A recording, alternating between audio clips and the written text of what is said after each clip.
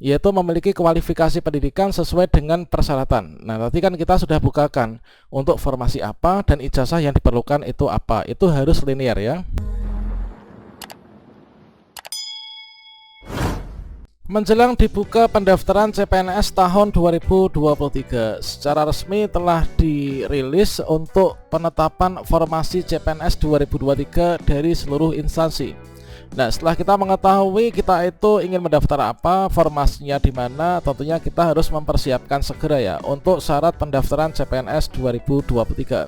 Bagaimana informasinya? Silahkan simak video ini sampai selesai. Namun sebelum kita lanjutkan, perlu saya ingatkan, bagi teman-teman yang mungkin baru saja menemukan channel ini, silakan klik tombol subscribe-nya dan aktifkan notifikasi loncengnya, sehingga nanti jika ada update video terbaru, kalian tidak akan ketinggalan informasi. Seperti yang kita ketahui bahwasannya BKN telah mengumumkan untuk jadwal pendaftaran CPNS 2023. Ini nanti akan dimulai pada tanggal 17 September 2023. Nanti pendaftaran dibuka tanggal 17 September sampai dengan tanggal 6 Oktober tahun 2023. Nah, tentunya bagi teman-teman yang ingin melakukan pendaftaran CPNS 2023 selalu update, yaitu sering-sering berkunjung ke web instansi dari instansi yang nantinya akan dilamar. Untuk mengetahui jumlah formasi yang dibutuhkan, kita sesuaikan dengan ijazah atau kualifikasi akademik yang kita miliki, dan juga kita pantau untuk persyaratan pendaftarannya seperti apa. Seperti yang kita ketahui bahwasannya dari Kemenpan RB ini telah membagikan surat keputusan Menteri Pendayagunaan Aparatur Negara dan juga Reformasi Birokrasi nomor 544 tahun 2023, yaitu tentang penetapan kebutuhan pegawai aparatur sipil negara di lingkungan pemerintah pusat. Seperti yang kita ketahui bahwasannya untuk formasi CPNS itu hanya dibuka pada instansi pusat saja. Dan berikut adalah merupakan lampirannya sebagai contoh, yaitu rincian penetapan kebutuhan aparatur sipil negara di lingkungan Mahkamah Agung Republik Indonesia tahun anggaran 2023. Nah, sebagai contoh ini adalah untuk ahli pertama, yaitu tenaga teknis. Ini adalah formasi CPNS, teman-teman, yaitu CPNS alokasinya ini memerlukan dua, yaitu jabatan ahli pertama Pranata Peradilan, yaitu kualifikasi akademik atau kualifikasi pendidikan yang harus dimiliki untuk mendaftar dalam formasi CPNS ini adalah S1 Hukum, kemudian S1 Ilmu Hukum, S1 Hukum Islam, kemudian S1 Syariah, kemudian Jinayah, kemudian juga ada Muamalah. Kemudian untuk Pranata Peradilan lagi, ini adalah untuk ijazah yang nanti akan diperlukan. Tentunya dari jabatan apa, itu kualifikasi pendidikannya itu ada perbedaan ya. Nah, selanjutnya di sini untuk formasinya CPNS ini adalah untuk di pusat itulah dibuka CPNS, kalau di daerah adalah P3K, teman-teman. Untuk unit penempatan ini contohnya yaitu Panitera Muda, Askor Kamar Agama. Kemudian Panitera Muda, Askor Kamar Perdata, kemudian di sini Panitera Muda Perdata. Dan teman-teman bisa cek juga untuk formasi unit penempatan yang berbeda.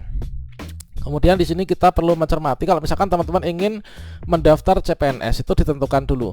Teman-teman ingin mendaftar di instansi mana? Misalkan di Mahkamah Agung seperti ini misalkan. Kemudian disesuaikan ijazah yang dimiliki itu apa. Nah, kalau misalkan di sini kalian sudah mengecek yaitu kualifikasi ijazah yang dipersyaratkan, maka disesuaikan dengan ijazah yang kita miliki. Kita nanti akan bisa mendaftar sebagai apa? Misalkan sebagai analis perkara peradilan misalkan. Nah, kemudian inilah untuk rincian formasi. Kalau misalkan di Mahkamah Agung ini cukup banyak yang dibuka, teman-teman. Nah, ini untuk total CPNS yang dibuka di Mahkamah Agung itu ada 1669 ya. Inilah untuk jumlah formasinya. Nah, kalau misalkan fix teman-teman ingin mendaftar CPNS yang ada di instansi pusat ini yaitu Mahkamah Agung, maka untuk mengetahui detail persyaratannya itu seperti apa, teman-teman bisa berkunjung ke website resmi dari Mahkamah Agung ya.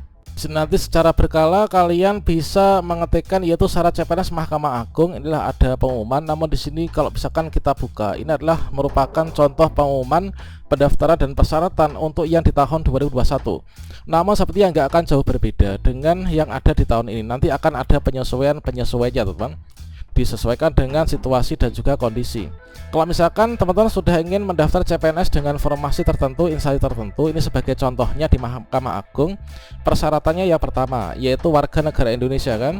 kemudian tidak pernah dipidana, kemudian tidak pernah diberhentikan dengan hormat tidak atas permintaan sendiri atau tidak dengan hormat sebagai PNS, prajurit TNI Polri, kemudian anggota kepolisian, kemudian tidak berkedudukan sebagai calon PNS, kemudian prajurit TNI atau anggota kepolisian, tidak menjadi anggota atau pengurus parpol, kemudian memiliki kualifikasi pendidikan sesuai dengan persyaratan. Nah, poin yang 6 ini yang perlu teman-teman cermati ya, yaitu memiliki kualifikasi pendidikan sesuai dengan persyaratan. Nah, tadi kan kita sudah bukakan untuk formasi apa dan ijazah yang diperlukan itu apa, itu harus linear ya.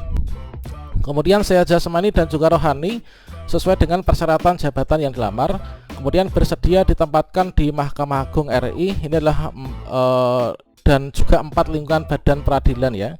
Kemudian pelamar merupakan lulusan, ini adalah untuk jenisnya, ini untuk yang umum, kemudian untuk yang khusus atau komlot. Tentunya di sini ada persyaratan-persyaratan. Kalau umum itu kan CPNS itu biasanya IPK-nya itu minimal 2,75. Kalau misalkan IPK saya cuma 2, itu bagaimana? Kalau misalkan persyaratannya IPK-nya 2,75, kalau misalkan IPK saya cuma 2,50, berarti saya belum bisa untuk melakukan pendaftaran. Kemudian untuk berkas-berkas yang diupload itu kira-kira seperti apa? Nah, ini kita lanjutkan dulu. Kalau misalkan di MA ini dulu itu ada batas usia ya. Batas usia paling rendah 18 tahun, paling tinggi adalah 35 tahun. Ini pada saat melamar. Kemudian di sini untuk jabatan tertentu misalkan ini harus ada sertifikat TOEFL-nya ya. Kemudian bersedia mengabdi di MA dan tidak mengajukan pindah ke instansi lain dengan alasan pribadi paling singkat. Inilah 10 tahun ya sejak diangkat menjadi PNS. Ini persyaratannya. Nah, kemudian untuk tata cara pendaftaran ini adalah melalui SSCASN. Kemudian berikutnya di sini untuk dokumen persyaratan pelamar sebagai contohnya. Ini adalah jenis pelamar umum. Nah, ini teman-teman contohnya dokumen yang diunggah, surat lamaran tentunya, surat lamaran yang ditujukan kepada Sekretaris Mahkamah Agung RI, ada materinya ya. Kemudian kartu tanda penduduk atau KTP, KTP teman-teman. Jadi yang KTP-nya belum elektrik silahkan segera disesuaikan.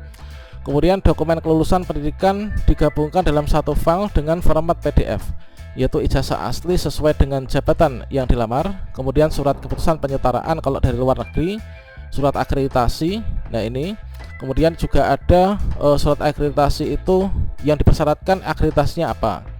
Kemudian transkrip nilai asli IPK paling rendah 2,75.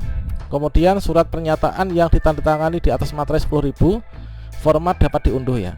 Kemudian foto, pas foto format berlatar belakang merah. Kemudian bagi pelamar jabatan analis ini perlu melampirkan sertifikat TOEFL ini.